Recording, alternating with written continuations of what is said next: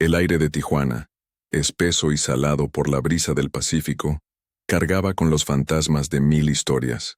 Para Elena Ramírez, viuda de 72 años, la mayoría de esos fantasmas residían en el esqueleto de concreto del antiguo Hospital General, una mole silenciosa que se recortaba contra los atardeceres anaranjados. Hacía 10 años que sus puertas se habían cerrado, dejando que el polvo y el olvido reclamaran sus pasillos. 10 años desde que su esposo, el doctor Miguel Ramírez, había exhalado su último aliento en la suite 304, víctima, según el acta, de un infarto masivo y fulminante. Pero para Elena, el acta de defunción era solo un papel, una mentira piadosa, o quizás no tan piadosa, que nunca había logrado acallar las dudas que le arañaban el alma en las noches de insomnio. Miguel había estado sano, fuerte como un roble, con un corazón que latía al ritmo de la justicia y la compasión. Su muerte, tan súbita, tan conveniente, había sido el punto final de una carrera dedicada a sanar, pero el comienzo de una herida abierta en el corazón de Elena. La vida de Elena se había reducido a una rutina tranquila, un tejido de días iguales en su pequeña casa en la colonia Cacho. Las mañanas eran para regar los geranios y las bugambilias que trepaban por las paredes, un homenaje a la pasión de Miguel por la jardinería. Las tardes, para leer los periódicos de principio a fin, sorbiendo un café de olla endulzado con piloncillo, y las noches, para conversar con el retrato de su esposo que presidía la sala, un hombre de sonrisa amable y ojos que aún parecían contener toda la sabiduría del mundo. Su hijo, Arturo, un exitoso ingeniero que vivía en San Diego, la llamaba todos los domingos.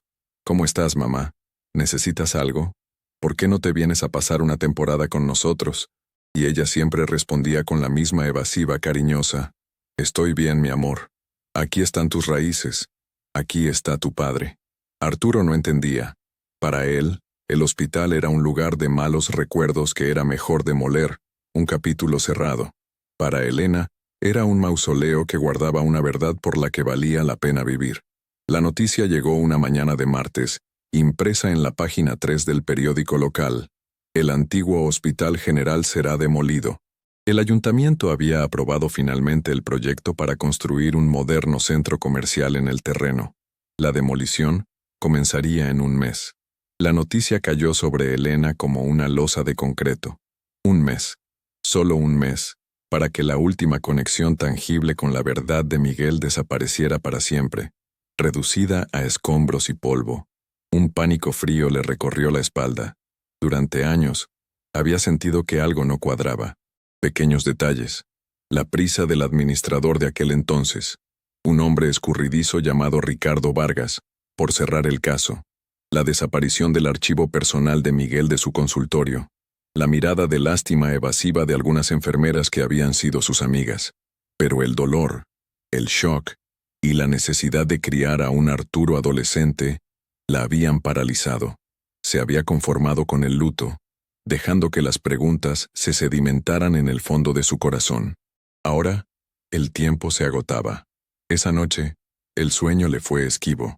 Daba vueltas en la cama, el eco de las palabras del periódico resonando en su mente. Demolición. La palabra era violenta, definitiva. Se levantó y fue a la cocina por un vaso de leche tibia con miel, el remedio de su abuela para las noches de desvelo. Mientras miraba por la ventana hacia la ciudad dormida, un recuerdo lejano, una hebra de conversación casi olvidada, emergió de las profundidades de su memoria. Fue una tarde, pocas semanas antes de la muerte de Miguel. Él había llegado a casa más tarde de lo usual, con el ceño fruncido y una sombra en la mirada que Elena conocía bien, la sombra de la preocupación. Estaba molesto. «Algo huele a podrido en ese hospital, vieja», le había dicho mientras ella le servía la cena. «Cosas raras están pasando en el sótano. Vargas lo tiene cerrado a cal y canto. Dice que es por una remodelación estructural, pero hay ruidos extraños por la noche». Elena no le había dado mayor importancia en su momento, atribuyéndolo al estrés de su trabajo. Pero ahora, esas palabras adquirían un peso siniestro. Ruidos detrás de la puerta del sótano. La idea se ancló en su mente con la tenacidad de una raíz. ¿Y si la respuesta a la muerte de Miguel no estaba en la suite 304, sino en las entrañas olvidadas del edificio? La demolición no solo destruiría el edificio, sino también cualquier secreto que sus muros guardaran. Un impulso, una fuerza que no sabía que aún poseía, comenzó a crecer en su interior. No era venganza lo que buscaba, sino justicia. Justicia emocional y espiritual. La necesidad de limpiar el nombre de su esposo, de entender su sacrificio. Sabía que era una locura. Una mujer de su edad, ¿qué podía hacer? Pero entonces, recordó una de las frases favoritas de Miguel, una que él había tomado prestada de algún libro de filosofía. La única cosa necesaria para el triunfo del mal es que los hombres buenos no hagan nada.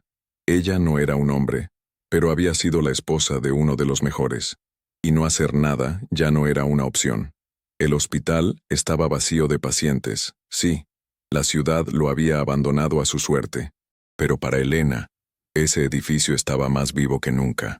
Y en su silencio, en los ecos de sus pasillos, y sobre todo, en aquellos ruidos que Miguel había mencionado, se escondía la llave de la paz que llevaba 10 años buscando. La decisión estaba tomada. Antes de que las grúas llegaran, ella entraría en ese hospital, descendería a ese sótano, y descubriría qué secreto se ocultaba detrás de aquella puerta. La mañana siguiente, Elena se despertó con una claridad de propósito que no sentía desde hacía una década. El miedo de la noche anterior se había transformado en una resolución fría y afilada. Se miró al espejo mientras se peinaba sus canas, recogiendo el cabello plateado en un moño firme. Las arrugas alrededor de sus ojos contaban la historia de su vida, de sus risas y de sus lágrimas. Pero hoy, en su reflejo, vio algo más. La determinación de una mujer que se negaba a ser una simple espectadora del último acto de su propia historia. Sabía que su primer obstáculo no sería una puerta cerrada con candado ni un guardia de seguridad, sino su propio hijo. Arturo, con todo su amor protector, sería el primero en intentar disuadirla, en tratarla como a una viejecita frágil cuya mente comenzaba a divagar. Tenía que manejar esa conversación con la precisión de un cirujano. Lo llamó justo después del desayuno, antes de que su día en San Diego se volviera demasiado ajetreado. «Hola, mi amor», comenzó con una calidez estudiada. «¿Cómo amaneció mi nieto campeón?» Charlaron de trivialidades durante unos minutos, la escuela de Carlitos, el trabajo de su nuera, el clima. Elena escuchaba con paciencia, construyendo un puente de normalidad antes de lanzar la bomba. «Arturo», dijo finalmente, su tono cambiando sutilmente, volviéndose más serio. «Leí en el periódico que van a demoler el hospital». Hubo una pausa en la línea. «Sí, mamá, ya era hora», respondió él. «Ese lugar solo trae malos recuerdos. Mejor que construyan algo nuevo, algo que le sirva a la gente». Elena respiró hondo. «Para ti son malos recuerdos, hijo. Para mí, es el último lugar donde tu padre estuvo vivo. Y hay algo que necesito hacer antes de que lo tiren». El silencio de Arturo fue más elocuente que cualquier palabra.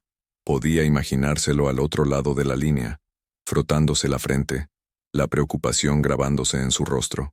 «Mamá, ¿de qué estás hablando? No estarás pensando en ir para allá, ¿verdad? Ese lugar es peligroso. Está en ruinas, lleno de vagabundos, de sabe Dios qué cosa».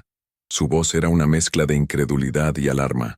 «Necesito entrar, Arturo», dijo Elena, su voz firme, sin dejar espacio para la duda. «Tu padre me dijo algo antes de morir. Algo sobre el sótano. Dijo que pasaban cosas raras, que había ruidos. Nunca me lo perdonaré si no averiguo de qué se trataba». La reacción de Arturo fue la que esperaba. «Mamá, por el amor de Dios. Eso fue hace 10 años. Papá estaba bajo mucho estrés. Pudo haber imaginado cosas. Estás obsesionada con esto. Tienes que dejarlo ir». La palabra obsesionada la hirió, pero no la desvió de su curso. «No estoy obsesionada, Arturo. Estoy buscando la verdad. Tu padre no merecía morir así, y yo no merezco vivir con esta duda. Es una cuestión de lealtad, a su memoria, y a todo lo que él representó». La conversación se alargó, volviéndose más tensa. Arturo le suplicó, razonó, incluso amenazó con venir a Tijuana para asegurarse de que no hiciera ninguna locura. Elena se mantuvo firme. No le dio detalles de su plan, Solo le aseguró que sería cuidadosa. «Soy tu madre, Arturo», le dijo con una autoridad que rara vez usaba. «Y te pido que respetes mi decisión, aunque no la entiendas. Esto es algo que debo hacer por mí y por él». Colgó el teléfono sintiendo un nudo en el estómago. Amaba a su hijo más que a nada en el mundo, pero en ese momento representaba el mundo de la lógica y la razón que le decía que se rindiera, y su misión, ahora, trascendía esa lógica. Su siguiente paso requería un tipo diferente de estrategia. Necesitaba un aliado espiritual, alguien que entendiera las batallas del alma. El padre José, el párroco de la Iglesia del Sagrado Corazón, era un hombre sabio y de corazón compasivo que había conocido a Miguel. Elena se puso su mejor rebozo y caminó las pocas cuadras hasta la iglesia. Encontró al sacerdote en el jardín, cuidando de un rosal con una dedicación casi paternal. «Elena, qué milagro», la saludó con una sonrisa genuina. «Ven, siéntate conmigo». Le contó todo. La noticia de la demolición, sus sospechas, el recuerdo de las palabras de Miguel sobre el sótano, su conversación con Arturo. No omitió nada, ni siquiera el miedo que se enroscaba en su pecho junto a su determinación.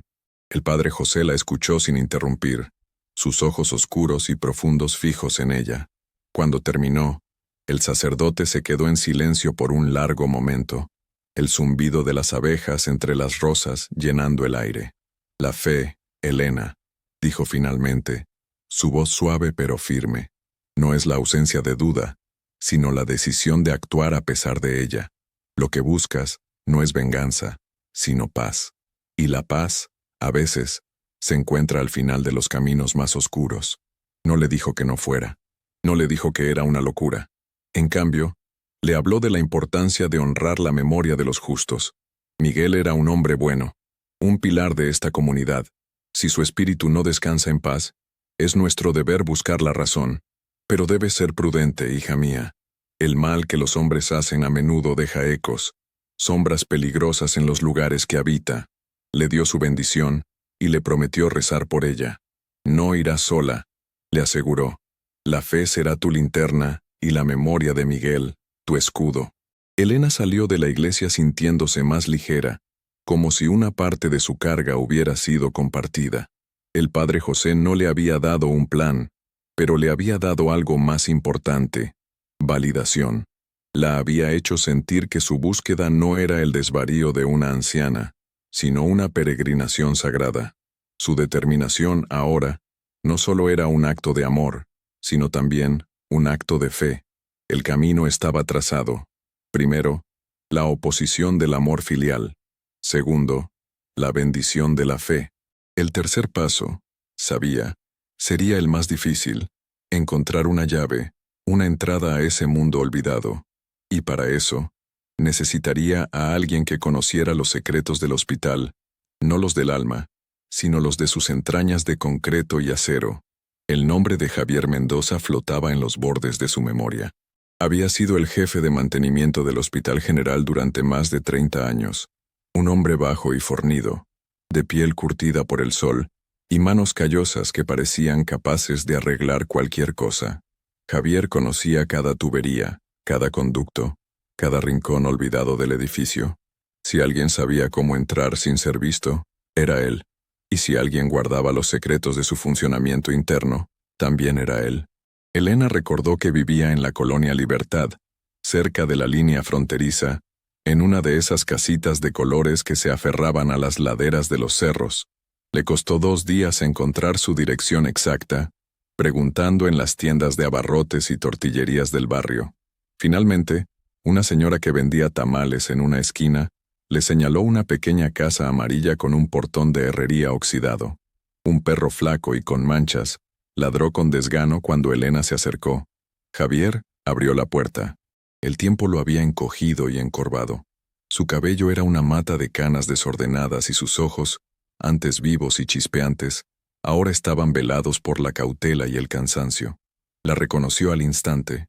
«Señora Ramírez», dijo, su voz ronca por el desuso. «¡Qué sorpresa! Pase, pase». El interior de la casa era humilde pero ordenado. Olía a café y a soledad. Se sentaron en la pequeña sala. bajo la mirada de una imagen de la Virgen de Guadalupe. Elena fue directa, sin rodeos. Le explicó su propósito, la necesidad de entrar al hospital antes de que lo demolieran. Al mencionar el sótano, vio un destello de algo en los ojos de Javier. Miedo. El hombre se removió incómodo en su asiento, sus manos retorciendo un trapo que tenía en el regazo. Señora, con todo respeto, eso es una locura, dijo, negando con la cabeza. Ese lugar está maldito. Desde que lo cerraron, nadie que entra sale bien. Mejor déjelo por la paz. Elena se inclinó hacia adelante. Su voz era un susurro intenso. Javier, usted quería a Miguel.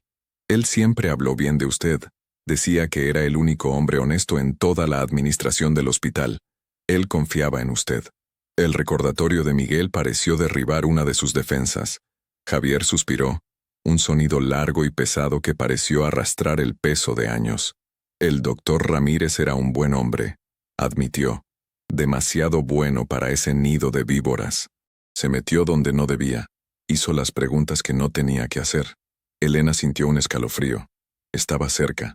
Las preguntas sobre el sótano. ¿Verdad, Javier? ¿Qué había allí abajo? Miguel me habló de ruidos. Javier desvió la mirada hacia la ventana, como si buscara una ruta de escape. No era nada bueno, señora. El administrador, el señor Vargas, ese hombre tenía el corazón negro. Usaba el sótano para sus negocios sucios. Lo remodeló. Puso una puerta de acero, con una cerradura especial.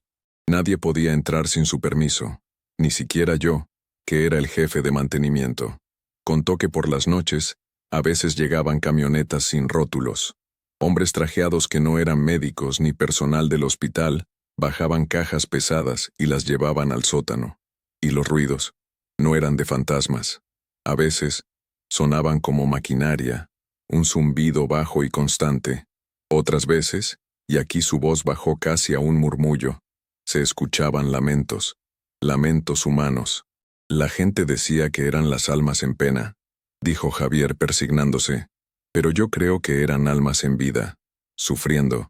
El doctor Ramírez empezó a sospechar, a husmear. Creo que por eso lo callaron. Elena sintió que el corazón le latía con fuerza en el pecho. Las piezas comenzaban a encajar, formando una imagen horrible. Javier, necesito entrar, repitió, su voz cargada de una urgencia que no admitía negativa. Usted es el único que puede ayudarme. Debe haber una forma, una entrada secreta, un plano antiguo. Javier guardó silencio durante un largo rato, su rostro una máscara de conflicto. La lealtad a la memoria de Miguel luchaba contra el miedo profundamente arraigado a Ricardo Vargas y a los secretos que el hospital guardaba. Finalmente, se levantó y caminó hacia un viejo baúl de madera en un rincón de la sala. Rebuscó en su interior y sacó un rollo de papeles amarillentos, atados con un cordón. Eran los planos originales del hospital. Los extendió sobre la mesa, el papel crujiendo como hojas secas. Vargas selló la entrada principal del sótano desde el interior.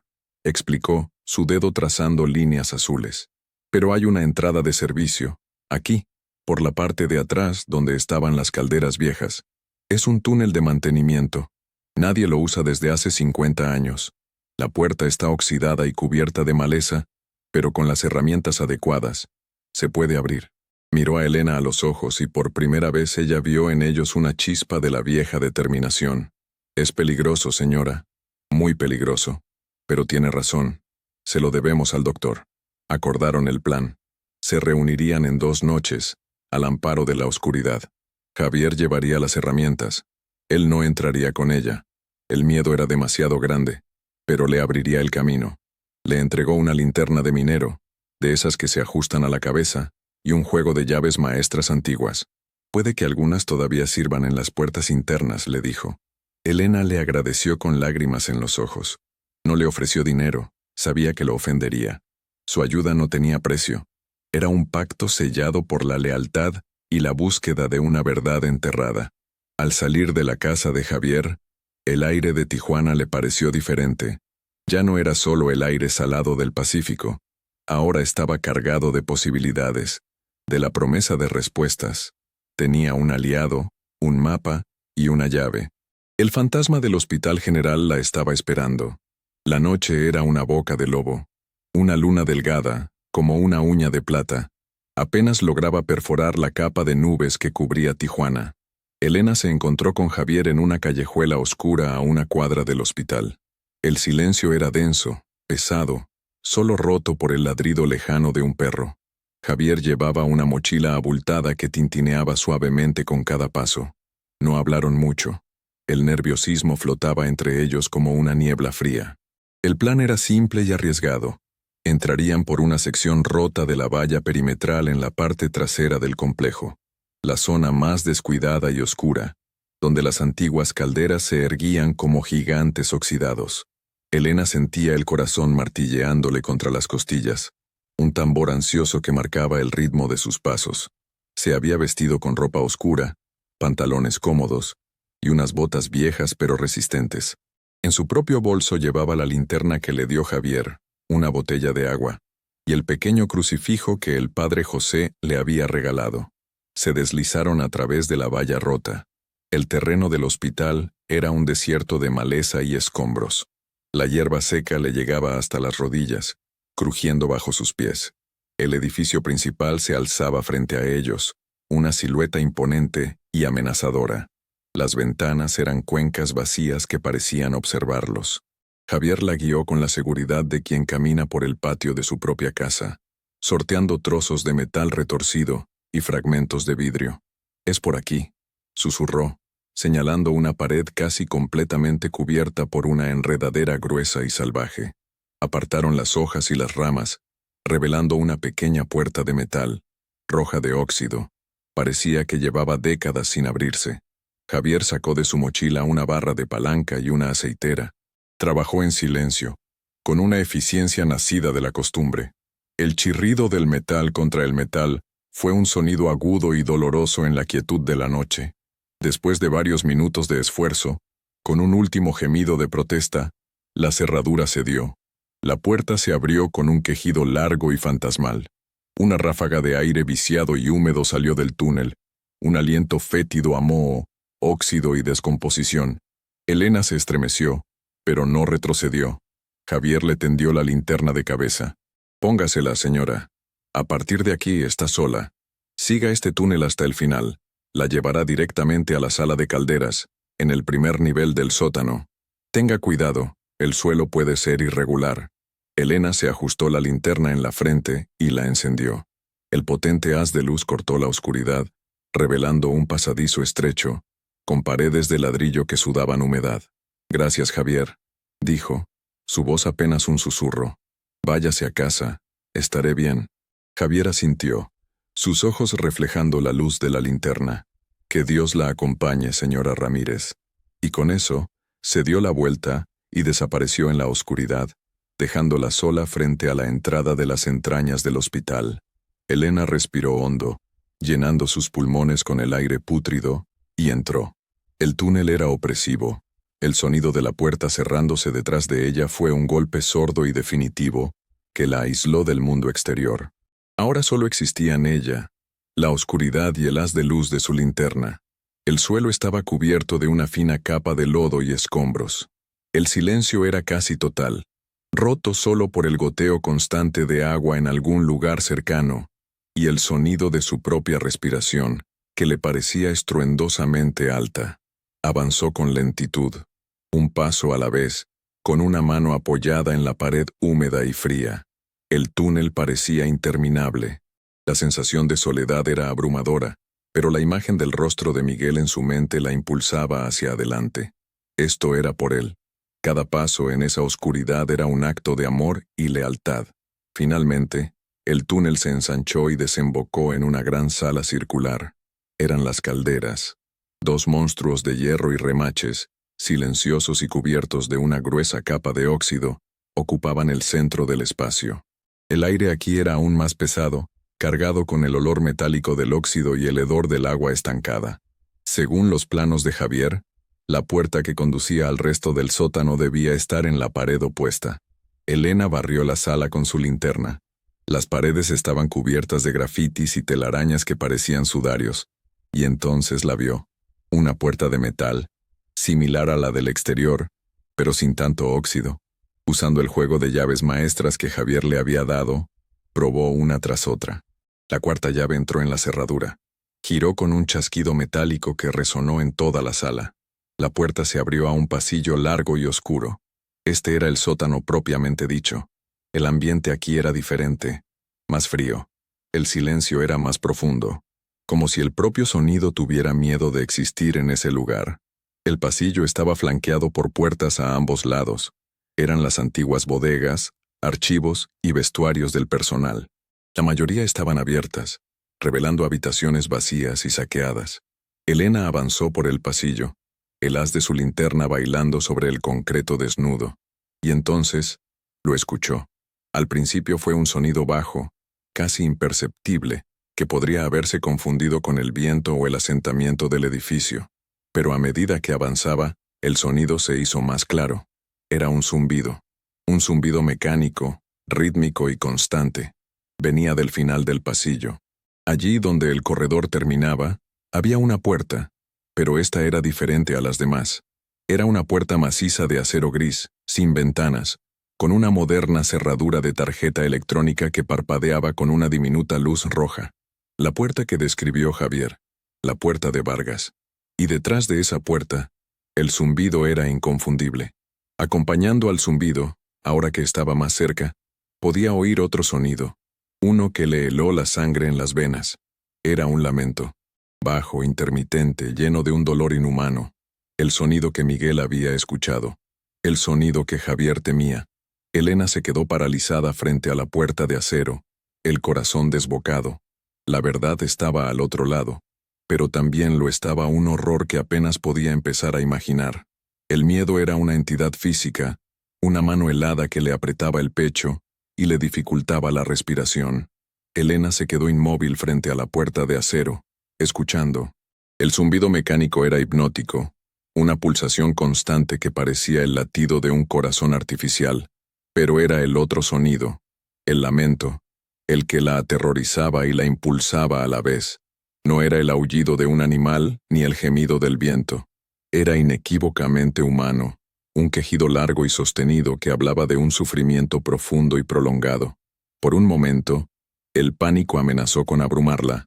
La imagen de dar media vuelta, de correr por los pasillos oscuros y volver a la seguridad de la noche, era increíblemente tentadora. Pero entonces, el rostro de Miguel apareció en su mente, no sonriente como en el retrato de la sala, sino con la mirada preocupada de aquella última conversación. Algo huele a podrido en ese hospital, vieja.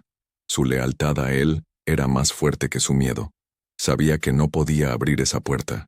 La cerradura electrónica era impenetrable, pero tenía que saber qué había al otro lado. Comenzó a examinar la pared alrededor de la puerta, buscando cualquier cosa, una rejilla de ventilación, una fisura, una debilidad en la construcción. Su linterna recorrió la superficie de concreto. A la derecha de la puerta, a la altura de sus ojos, notó una pequeña irregularidad. Era un parche de cemento de un color ligeramente diferente al del resto de la pared. Parecía más reciente. Lo golpeó con los nudillos. Sonó hueco. El corazón le dio un vuelco. Buscó en su bolso y sacó una pequeña espátula de jardín que había empacado por si acaso. Con manos temblorosas, empezó a raspar los bordes del parche. El cemento, de mala calidad, se desmoronó con facilidad. Detrás, encontró ladrillos, y uno de ellos, el del centro, estaba suelto. Lo movió con cuidado, tirando de él hacia afuera. El ladrillo se deslizó, revelando un pequeño agujero oscuro que atravesaba la pared. Contuvo la respiración y acercó el ojo a la abertura. Al principio solo vio oscuridad. Luego, a medida que su pupila se adaptaba, empezaron a surgir formas y luces. La habitación al otro lado no estaba a oscuras. Estaba iluminada por el brillo verdoso de varios monitores de computadora. El zumbido provenía de una serie de máquinas y servidores apilados contra una pared. Parecía un laboratorio clandestino, un centro de datos improvisado. Pero no era el equipo lo que capturó su atención. En el centro de la habitación había una cama de hospital, y en la cama yacía una figura.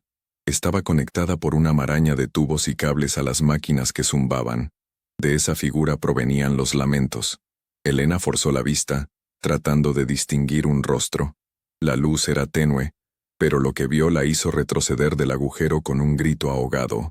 El hombre de la cama era Ricardo Vargas, el antiguo administrador del hospital. Estaba terriblemente cambiado. Su cuerpo estaba hinchado y pálido.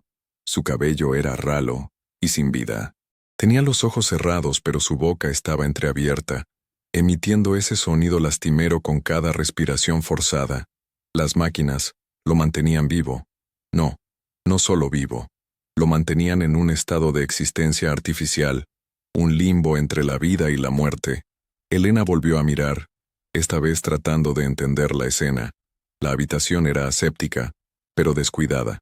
Había bandejas de comida sin tocar, equipos médicos desechados en un rincón. Era una sala de hospital y una prisión. ¿Quién lo mantenía así? ¿Y por qué? Su mente, acostumbrada a la lógica y al sentido común, luchaba por procesar lo que veía. Esto no era un fantasma. Era algo mucho peor. Mientras observaba, una puerta al otro lado de la habitación se abrió, y entró un hombre. Iba vestido con un uniforme de enfermero, y se movía con una eficiencia rutinaria y desapasionada. Revisó los monitores, ajustó una de las bolsas de goteo intravenoso, y limpió el rostro de Vargas con una toalla húmeda, ignorando por completo los gemidos. Elena se dio cuenta de que no estaba sola en el hospital. Alguien más venía regularmente. Alguien estaba cuidando de Vargas, manteniéndolo en ese estado de sufrimiento perpetuo. Se apartó del agujero, el corazón latiéndole desbocado. Necesitaba pensar. Necesitaba entender. Se refugió en la oscuridad de una de las bodegas vacías, sentándose en el suelo frío para intentar calmarse. ¿Qué significaba todo aquello? Vargas no era un fantasma, era un prisionero, y los ruidos que escuchó Miguel no podían ser de Vargas, porque esto era reciente. Entonces, ¿qué más había pasado en ese sótano? Elena empezó a conectar los puntos. Los negocios sucios de Vargas, las camionetas por la noche, la muerte repentina de Miguel después de empezar a hacer preguntas. Era evidente que Vargas había estado involucrado en algo terrible, algo por lo que valía la pena matar, pero su estado actual no era un castigo divino, era un castigo humano. Alguien lo había encontrado, lo había encerrado en su propio laboratorio secreto y lo estaba manteniendo con vida por una razón, quizás para torturarlo, o quizás las máquinas no solo lo mantenían vivo, quizás estaban extrayendo algo de él. Una nueva oleada de determinación la invadió, desplazando al miedo. La verdad era más compleja y siniestra de lo que jamás había imaginado. No se trataba solo de limpiar el nombre de Miguel, se trataba de desentrañar una conspiración que seguía activa, que respiraba y zumbaba detrás de esa puerta de acero. El hombre que cuidaba de Vargas era la clave. Elena sabía que no podía enfrentarse a él. Era una anciana sola en un edificio en ruinas, pero podía observar, podía aprender. Decidió que su primera incursión había terminado. Tenía que salir de allí, procesar la información y, sobre todo, encontrar una manera de descubrir la verdad sin ponerse en un peligro mortal. Con un último vistazo a la puerta de acero, se dio la vuelta y comenzó el largo camino de regreso por los pasillos oscuros, su mente corriendo a 1000 por hora. Había encontrado el origen de los ruidos actuales, pero también había abierto la puerta a un misterio mucho más profundo y peligroso. El fantasma del hospital no era uno solo, eran legión. Y uno de ellos, el de su esposo, le pedía a gritos que no se detuviera. Elena pasó los siguientes 2 días en un estado de febril reflexión. Apenas comía, apenas dormía. La imagen de Ricardo Vargas postrado en esa cama, un prisionero en su propio infierno personal, no se apartaba de su mente. No sentía lástima por él, pero la escena la había perturbado profundamente. Era una forma de justicia cruel y retorcida que no traía paz, solo más preguntas. Se sentó en la mesa de su cocina con una libreta y un lápiz, como un general planeando una batalla. Este ya no era un simple viaje emocional en busca de respuestas. Se había convertido en una investigación. Recordó las enseñanzas de Napoleon Hill que Miguel solía citar, sobre la importancia de un plan definido. Su objetivo principal seguía siendo el mismo: descubrir la verdad sobre la muerte de Miguel. Pero ahora tenía un objetivo secundario: entender qué le había pasado a Vargas y quién estaba detrás de ello. Lo primero que hizo fue investigar al propio Ricardo Vargas. Usó la vieja computadora de su hijo, que acumulaba polvo en un rincón, y se sumergió en las profundidades de Internet. Las noticias de la época de su desaparición eran escasas. Hacía unos 8 años, poco después del cierre del hospital, Vargas simplemente se había desvanecido. Se había ido de la ciudad, decían algunos. Había huido a Estados Unidos con el dinero que había malversado, especulaban otros. No hubo una investigación policial seria. Era como si la tierra se lo hubiera tragado. Pero Elena encontró algo más interesante en foros antiguos de Tijuana y blogs de denuncia ciudadana. Había decenas de historias de familias que habían perdido a sus seres queridos en el Hospital General durante la gestión de Vargas. Los patrones eran sospechosamente similares. Pacientes, a menudo ancianos o en estado terminal, que sufrían complicaciones repentinas e inexplicables. Sus muertes eran certificadas rápidamente y los cuerpos incinerados con una prisa inusual. Un nombre aparecía repetidamente en esos foros: Dr. Fausto Rivas. Era un especialista en geriatría y cuidados paliativos, que había trabajado estrechamente con Vargas. Según los testimonios, Rivas era un hombre frío y distante, conocido por experimentar con tratamientos no autorizados en sus pacientes más vulnerables. La gente lo llamaba el Ángel Negro, y él también había desaparecido por la misma época que Vargas. Una idea terrible comenzó a tomar forma en la mente de Elena. ¿Y si los negocios sucios de Vargas no eran solo contrabando o malversación? ¿Y si eran mucho peores? ¿Y si estaban usando a los pacientes como conejillos de indias para investigaciones ilegales? Miguel, con su estricto código ético, se habría opuesto a algo así con todas sus fuerzas. Habría sido una amenaza directa para ellos. El hombre que había visto en la habitación del sótano, el supuesto enfermero, podría ser la clave para conectar a Vargas con su pasado. Tenía que volver. Pero esta vez, no iría a ciegas.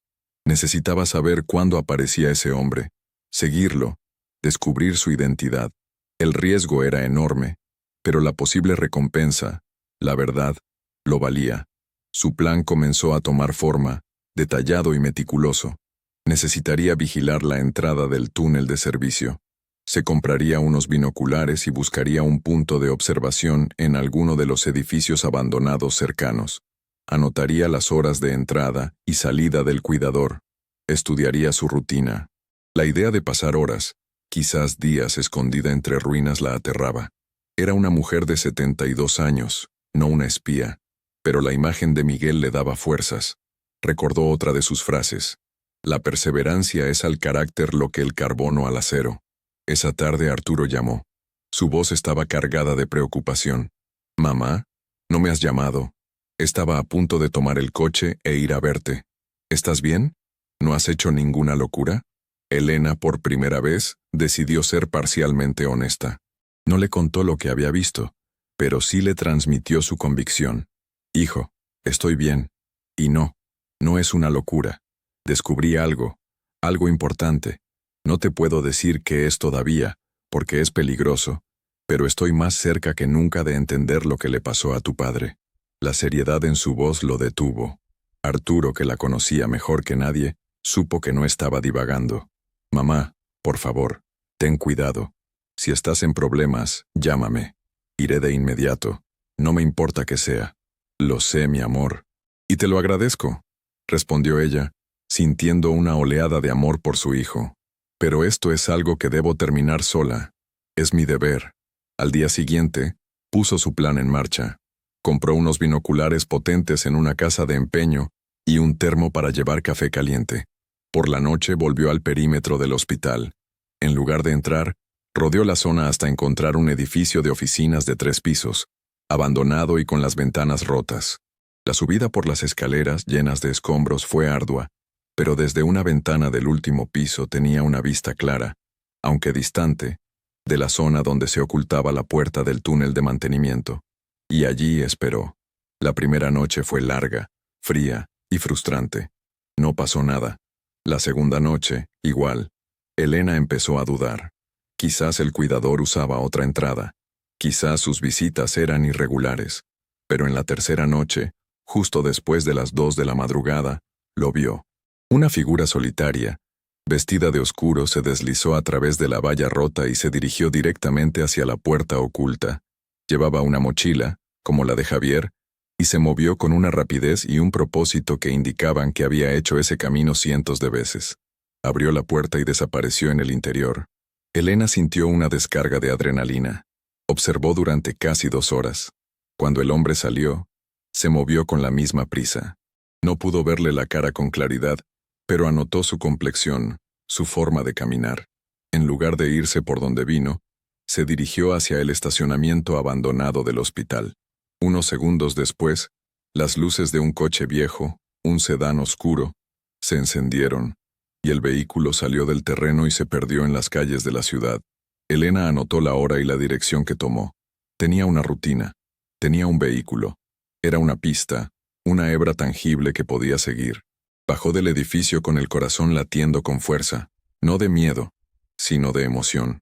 La vieja Elena, la que regaba geranios y leía el periódico, se había quedado atrás.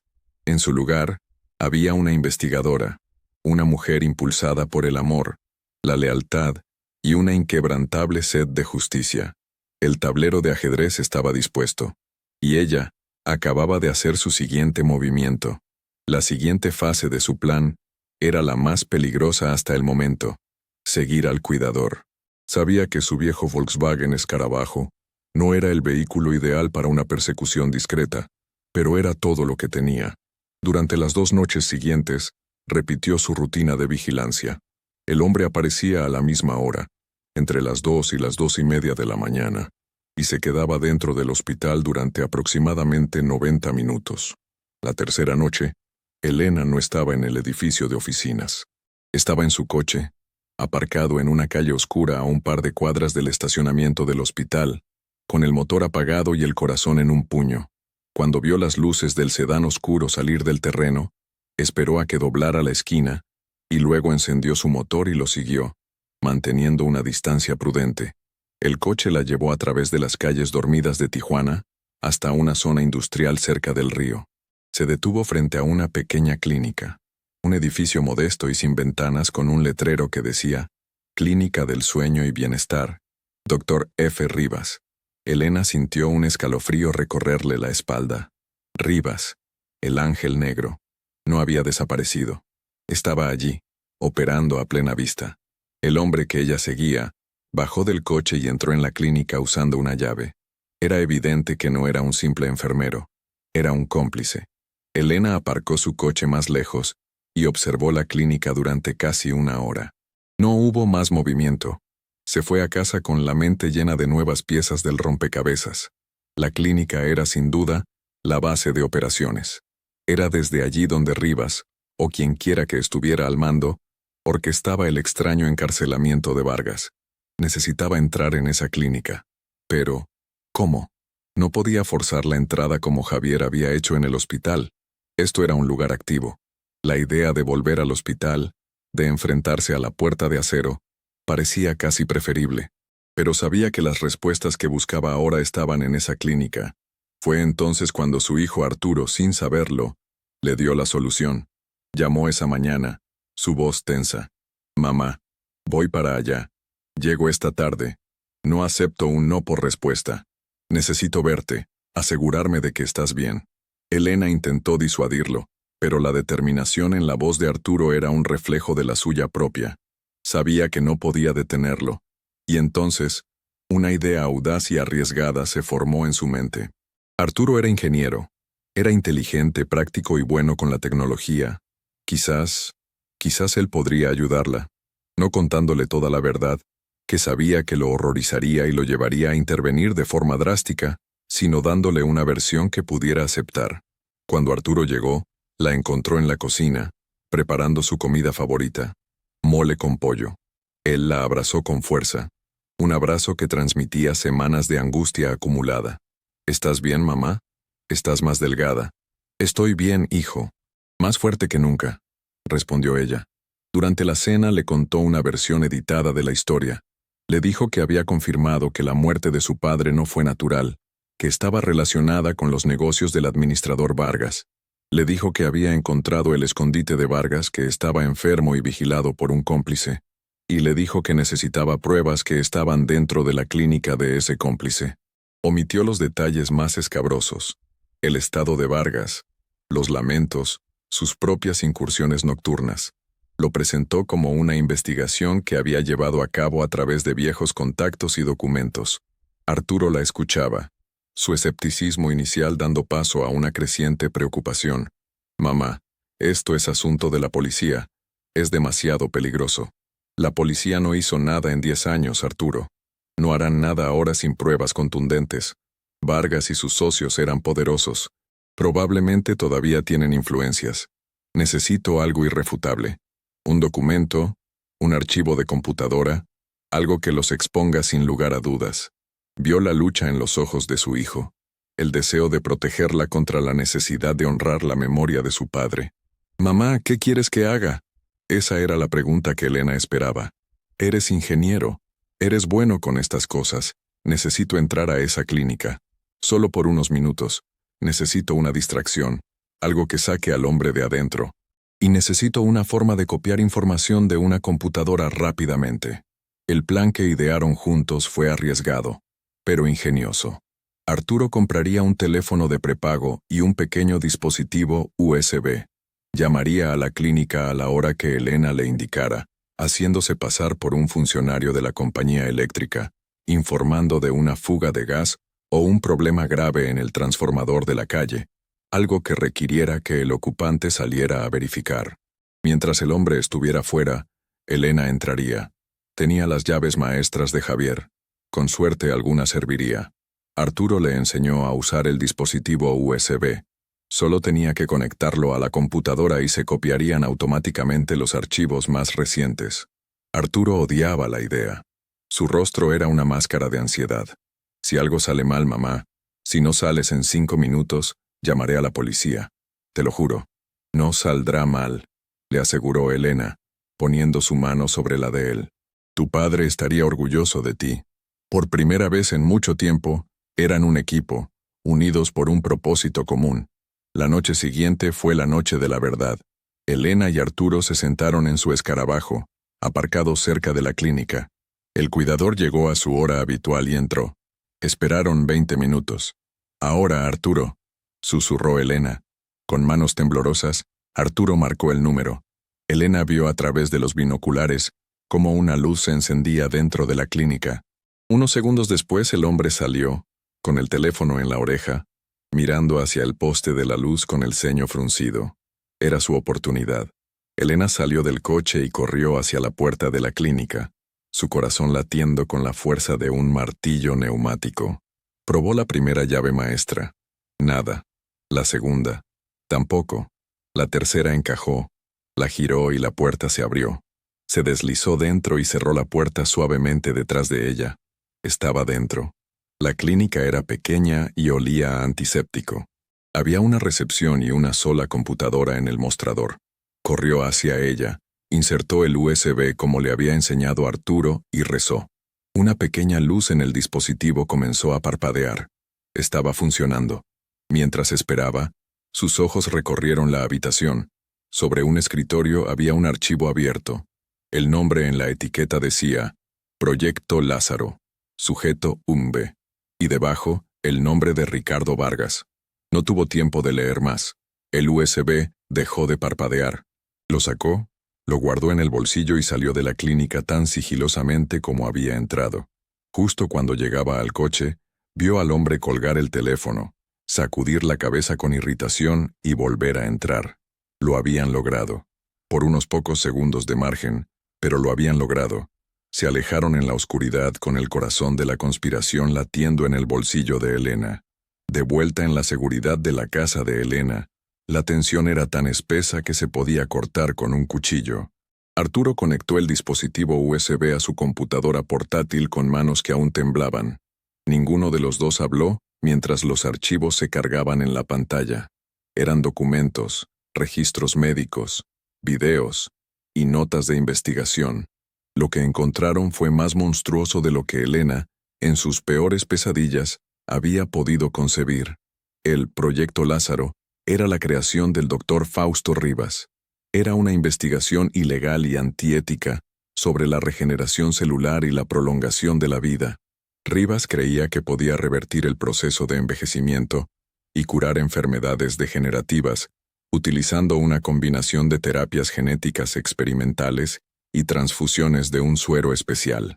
Los donantes de este suero eran los pacientes terminales del Hospital General. Vargas y Rivas habían montado una operación clandestina.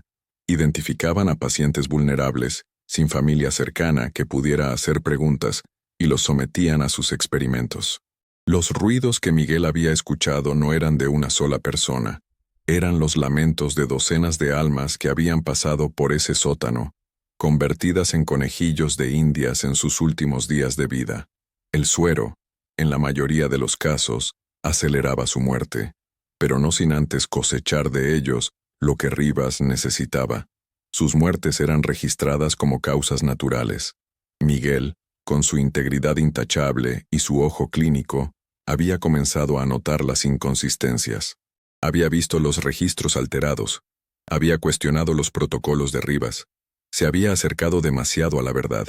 Un archivo en particular, fechado el día de la muerte de Miguel, detallaba cómo le habían administrado una dosis masiva de un bloqueador de potasio en su café, una sustancia que induce un ataque cardíaco masivo y es casi indetectable en una autopsia estándar.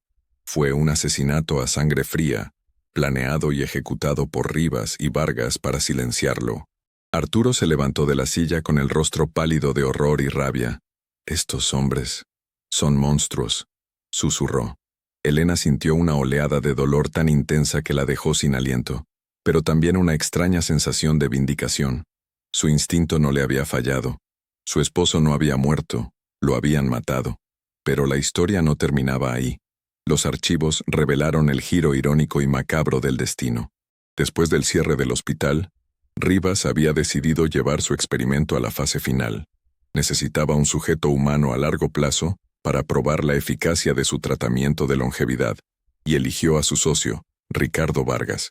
Los documentos describían cómo Rivas, con la ayuda de su cómplice, el enfermero, cuyo nombre era Mateo, secuestró a Vargas, lo indujo a un coma y lo convirtió en el sujeto cuito, el primer receptor del proyecto Lázaro. Las máquinas en el sótano no solo mantenían a Vargas con vida, le administraban continuamente el suero experimental, mientras Rivas monitoreaba sus signos vitales de forma remota desde la clínica, estudiando los efectos en su cuerpo cautivo.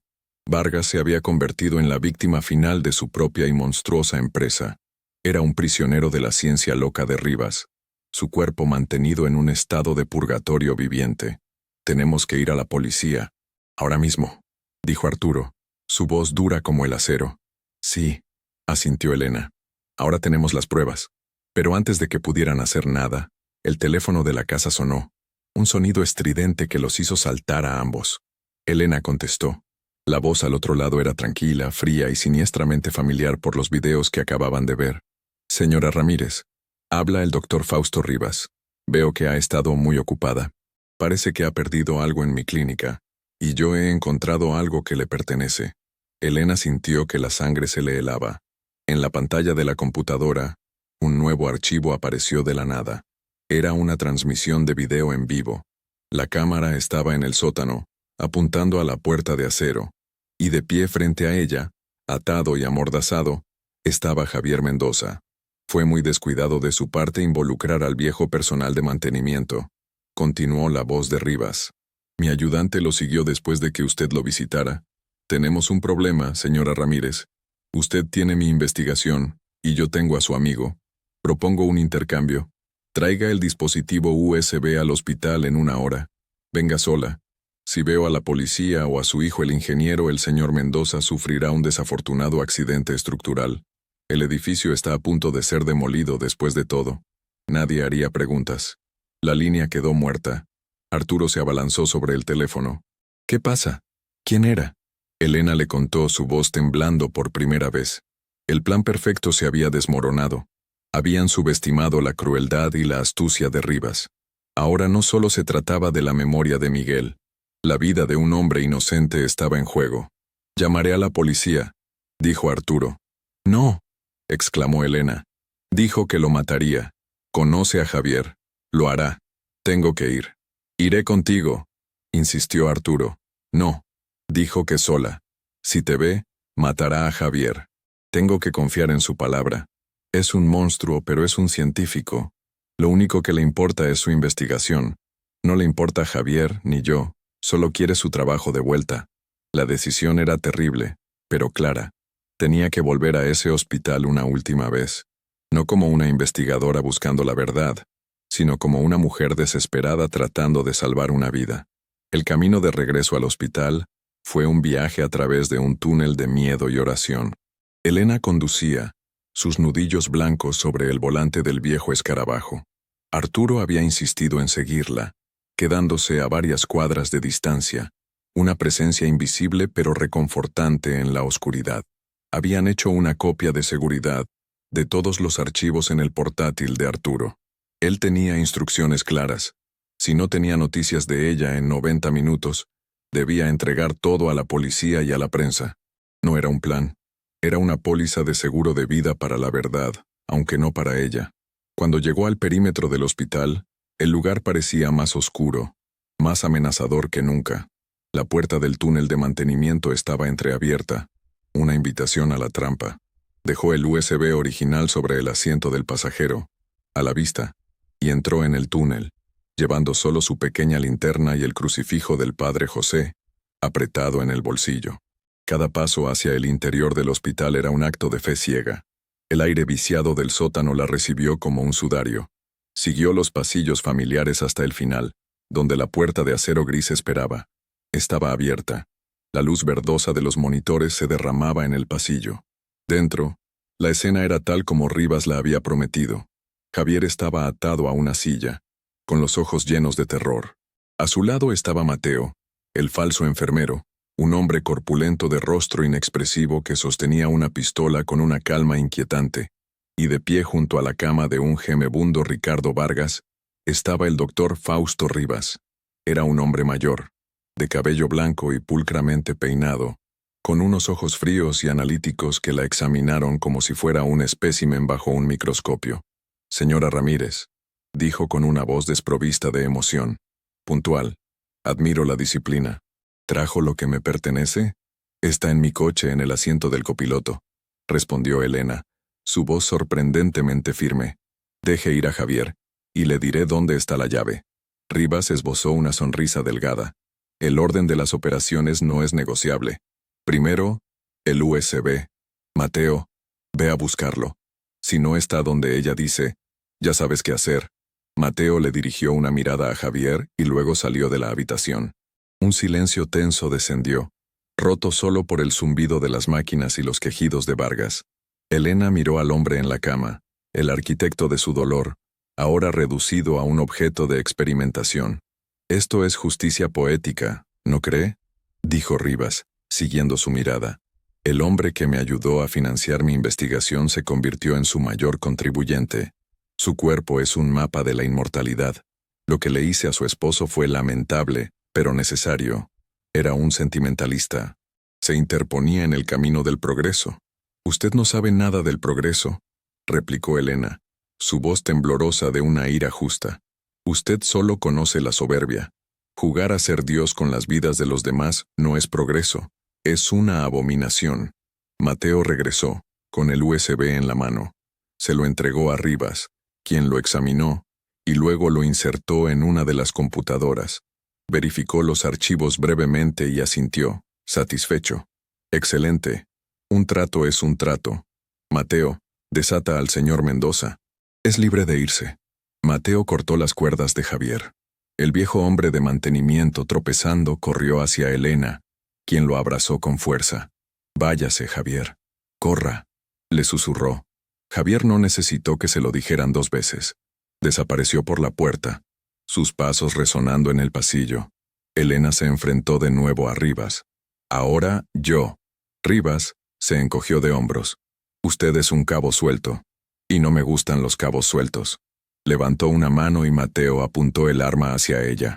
En ese instante todo pareció ralentizarse. Elena no sintió miedo, sino una profunda calma. Miró a Rivas, luego a Vargas, y finalmente a la pistola de Mateo. Sabía que su vida podría terminar en ese segundo, pero no había venido a buscar una salida fácil. Había venido a buscar justicia, y la justicia a veces requiere un sacrificio. «Usted cree que ha ganado», dijo Elena, su voz clara y resonante en la habitación. «Pero la verdad ya está ahí fuera. Mi hijo lo tiene todo. Si me matan, solo se convertirán en asesinos fugitivos. La investigación de su vida se convertirá en la prueba de su condena». Rivas se rió, un sonido seco y sin alegría. «Un riesgo calculado. Desapareceremos. Empezaremos de nuevo en otro lugar. El mundo está lleno de lugares sin ley para hombres de ciencia». Pero mientras hablaba, algo cambió. Un sonido nuevo se unió al zumbido de las máquinas. Un sonido bajo al principio, que crecía rápidamente en intensidad. Un rugido. Las luces parpadearon. El suelo vibró. «¿Qué diablos es eso?», gritó Mateo mirando hacia el techo.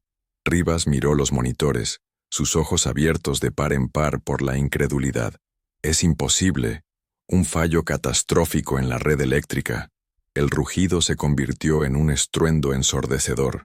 Las luces se apagaron por completo, sumiendo la habitación en una oscuridad total, solo rota por las chispas que saltaban de los equipos sobrecargados. Era la demolición. Había comenzado antes de tiempo. Arturo, en su desesperación, no había llamado a la policía.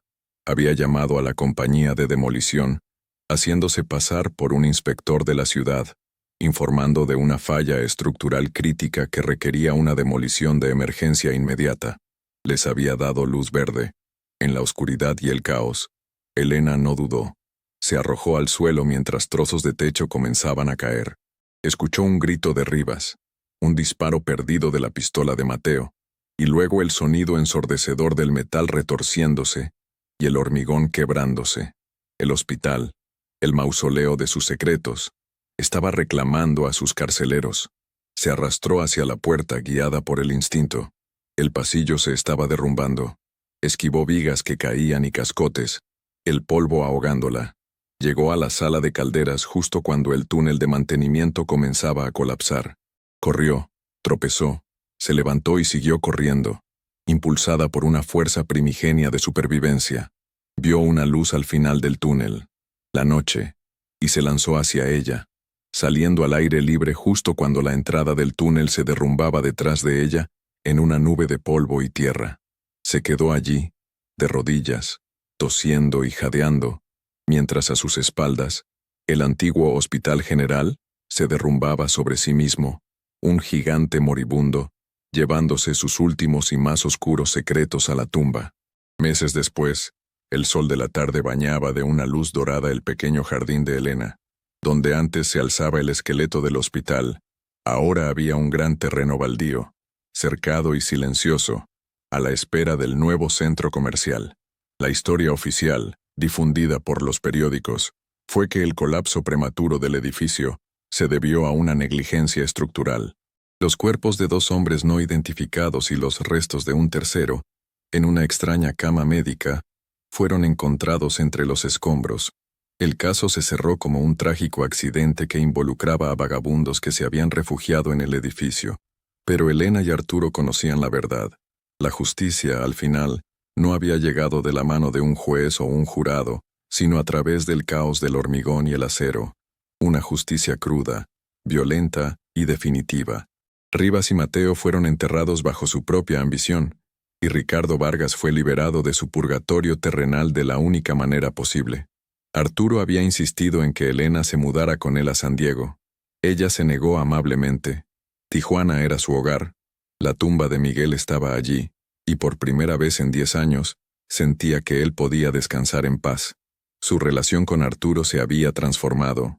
El hijo sobreprotector había dado paso a un hombre que miraba a su madre con un nuevo respeto, con una admiración profunda por su fuerza y su coraje. Hablaban todos los días, no solo de trivialidades, sino de la vida, del legado, del amor que trasciende la muerte. Javier Mendoza la visitaba a menudo. Se sentaban en el porche, bebiendo café, y a veces hablaban del hospital, no con miedo, sino con la solemnidad de 2 veteranos que han sobrevivido a una guerra secreta. La lealtad de Javier había sido recompensada con la paz de saber que había hecho lo correcto. Una tarde, mientras regaba sus geranios, Elena sintió una sensación de cierre, una paz que había creído perdida para siempre.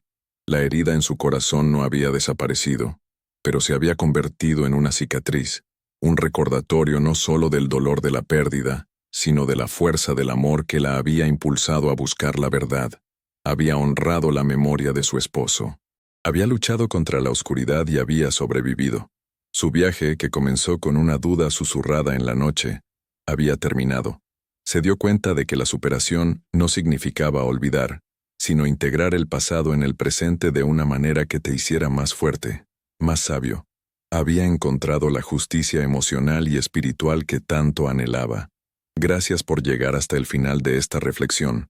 Si estás leyendo esto, quiero que sepas que no estás solo. Ahora te invito a un momento de calma.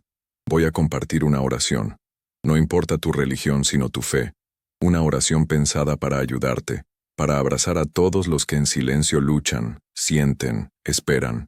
Solo cierra los ojos un instante y deja que estas palabras te acompañen. Ten fe, todo va a estar bien. Amado universo, fuente de toda vida y de todo consuelo, en este momento de quietud, te pido que extiendas tu manto de paz sobre cada corazón que lee estas palabras. Te pido por aquellos que sienten el peso de la soledad, para que encuentren compañía en la certeza de tu presencia. Te pido por los que luchan con la enfermedad, para que tu energía sanadora fluya a través de ellos, renovando su cuerpo y fortaleciendo su espíritu.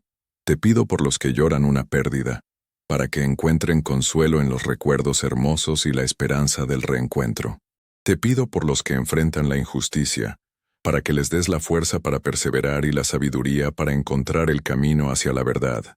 Que cada uno de nosotros sienta que no está solo en su batalla, que la fe sea nuestra luz en la oscuridad, y que el amor sea nuestro escudo contra la desesperación. Danos la serenidad para aceptar las cosas que no podemos cambiar, el valor para cambiar las que sí podemos, y la sabiduría para reconocer la diferencia. Que así sea.